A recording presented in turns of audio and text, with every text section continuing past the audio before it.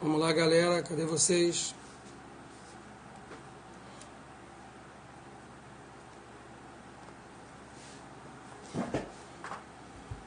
Cadê vocês? Cadê todo mundo? Tem alguém comigo?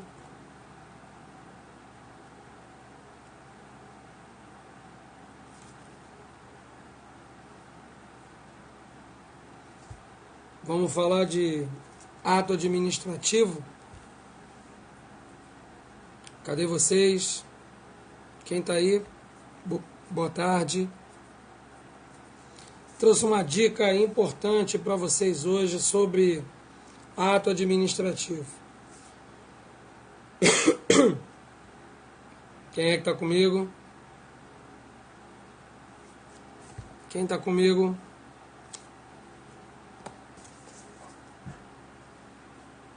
E aí, tem alguém comigo? Ninguém?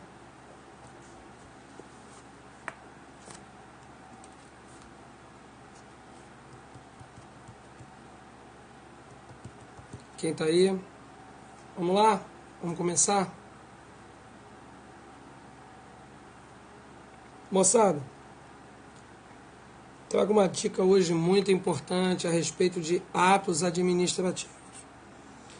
Toda hora cai a respeito de atos compostos e atos complexos.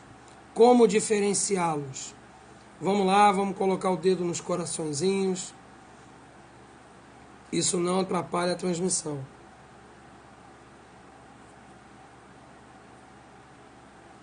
Bom, vamos lá. Os atos administrativos se subdividem em 3 categorias, basicamente. O ato simples, composto e complexo. O ato simples é aquele que depende de uma única manifestação de vontade.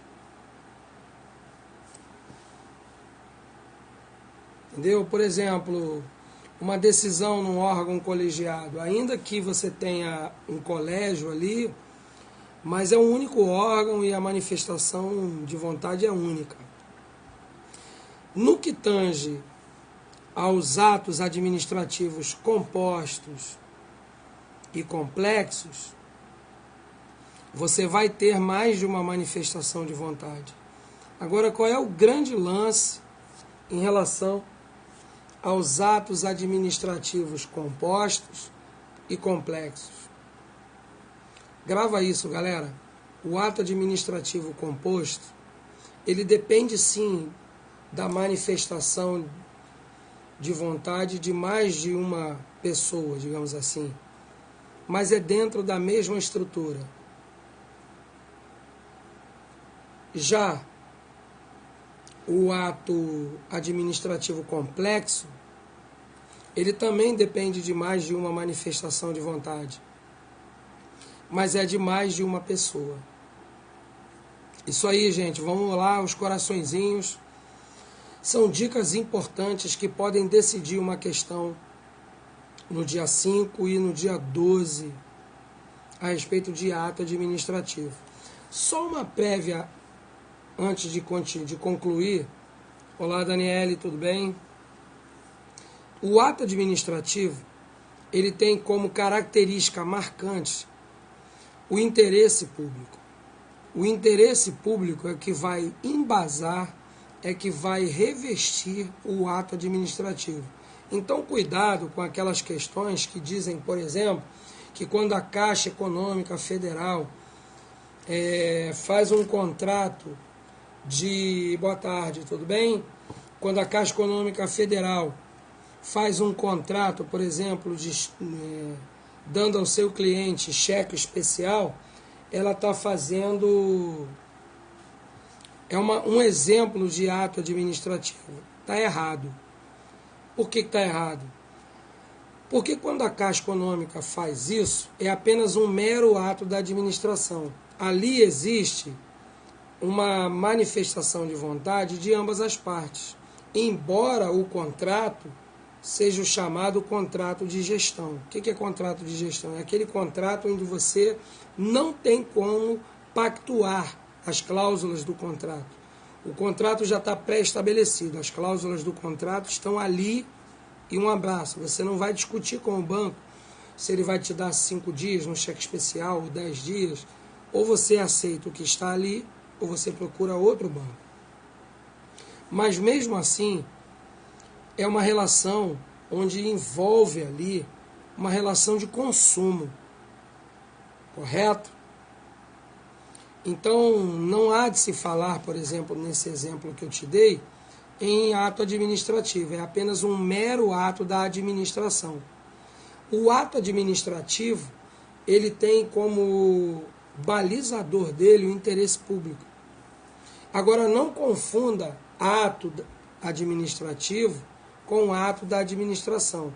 Por exemplo, um ato de expediente são atos da administração. Um ato administrativo vai acabar alcançando mais pessoas. Por exemplo, a revogação de um ato, como está lá nos incisos do artigo 50 da Lei 9784. Tá? Muito, para quem vai fazer, dê uma lida nesse artigo da Lei 9784, artigo 50, são 8 incisos. Inclusive, o inciso 8 fala para anulação e revogação dos atos, precisa de motivação. Ou seja, se você pensar em anulação, nós vamos nos remeter, por exemplo, à súmula 473 do STF, que fala, vamos relembrar o que está escrito lá na súmula 473, que ela diz o seguinte, ela começa a dizer o seguinte, que a administração pública de quaisquer dos poderes tem o direito de anular os seus próprios atos quando eivados de vícios que os tornem ilegais, pois deles não se originam direitos. Deles quem? Desses atos ilegais.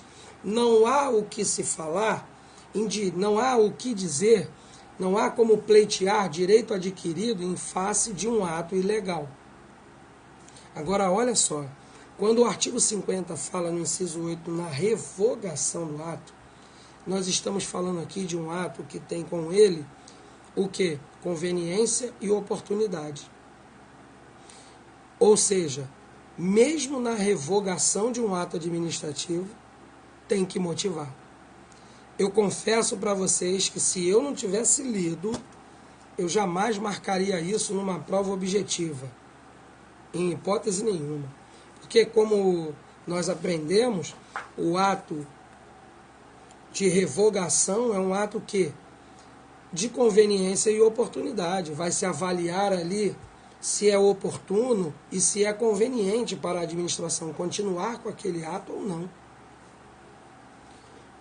Beleza? Só uma rapidinha para a gente se situar.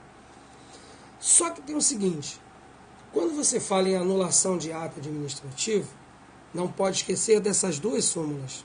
Súmula 473 do STF e 346 também do STF. Beleza?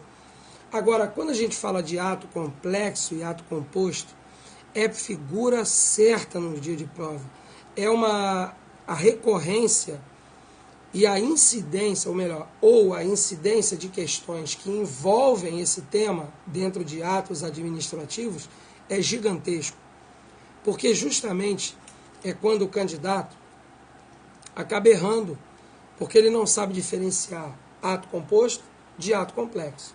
O ato composto é uma pluralidade de vontades, mas o ato composto depende da manifestação de vamos dizer assim, de duas pessoas que compõem a mesma estrutura.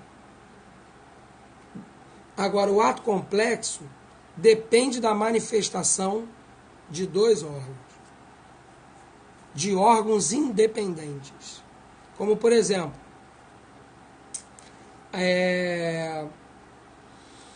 a nomeação de um procurador da Fazenda Nacional,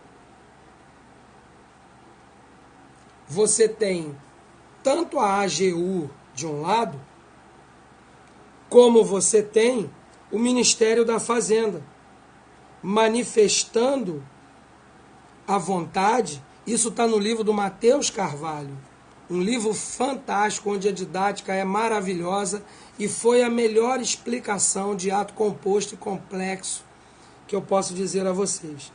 Repare que a nomeação de um procurador da Fazenda Nacional não é um ato composto, é um ato complexo. Porque, embora tanto a AGU como o Ministério da Fazenda sejam órgãos, né? A AGU é um órgão consultivo do Poder Executivo, o Ministério da Fazenda é um órgão do Poder Executivo, mas são órgãos independentes. Então, neste caso, a nomeação de um procurador da Fazenda Nacional é um ato complexo. Beleza? Um ato composto, olha só que coisa, eles não se confundem com os atos complexos. Não pode confundir isso. O ato composto é uma manifestação de duas pessoas, vamos dizer assim, onde estes compõem a mesma estrutura. Agora, já no ato complexo, são órgãos independentes. Outro exemplo que chove em prova: aposentadoria. Aposentadoria do servidor público. É um ato composto ou é um ato complexo? Obrigado, Daniele. É um ato complexo. Isso já está pacificado na jurisprudência. Eu vou ler para vocês, tá? A súmula vinculante 3 do STF diz o seguinte, ó: nos processos perante o Tribunal de Contas, asseguram-se o contraditório e a ampla defesa, quando da decisão puder resultar de anulação ou revogação do ato administrativo que beneficie o interessado, excetuada a apreciação da legalidade do ato de concessão inicial de aposentadoria, reforma e pensão. Ou seja, para pensar, se você vai reformar, anular ou revogar, você vai atingir alguém.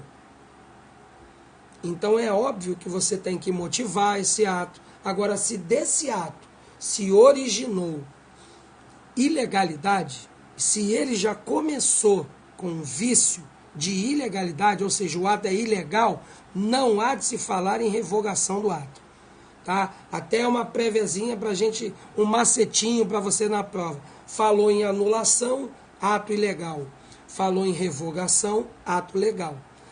Por exemplo, uma demissão injusta, que não observou os preceitos legais. Um funcionário, um servidor público, foi demitido a bem do serviço público por meios de provas ilícitas. A Constituição diz que provas ilícitas não podem compor um processo, seja ele administrativo ou judicial. Então, o ato é ilegal. Vai se anular o ato. Agora, a revogação do ato não se dará por meio da justiça. Já é pacífico na jurisprudência que a justiça ela não se intromete naquilo que tange ao mérito do ato. Ela pode até se intrometer em relação aos limites da aplicação daquele ato. Agora, não há de se falar em anulação para ato discricionário. Tudo bem? Então grava isso, para a gente finalizar, porque minha garganta já deu tudo que podia dar. Ato complexo. Manifestação de dois órgãos independentes. Duas pessoas independentes. Por exemplo, a nomeação de um juiz, de um magistrado para o STF. É um ato complexo, porque o presidente indica, mas precisa da sabatina do Senado. O Senado Federal compõe o poder legislativo, o presidente, o poder executivo. Então é a manifestação, é a colisão, vai ser a harmonia entre esses dois atos, da indicação com a sabatina de dois órgãos completamente independentes, que vai se dar para que se dê a nomeação do ministro do STF. A nomeação de um procurador da Fazenda Nacional, embora sejam dois órgãos do Executivo, são órgãos independentes. Agora, por exemplo, a nomeação de um ministro por parte do presidente da República é um ato composto. não é um ato complexo.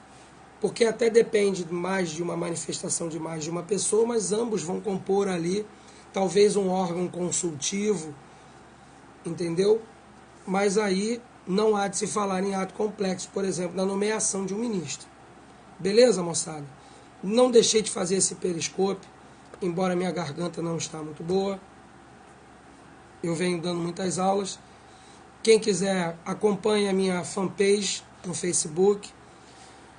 Semana que vem, para quem está me assistindo, eu vou retomar as minhas lives em relação aos guerreiros do INSS. E em relação, aí a Daniele que está me ouvindo, eu acho que não há de se falar hoje em ação dos aprovados em relação a esse concurso do INSS. Ainda que exista um projeto de lei orçamentária para 2017, não há de se falar agora em novo concurso do INSS. Beleza, moçada? Mas eu vou falar nisso na live.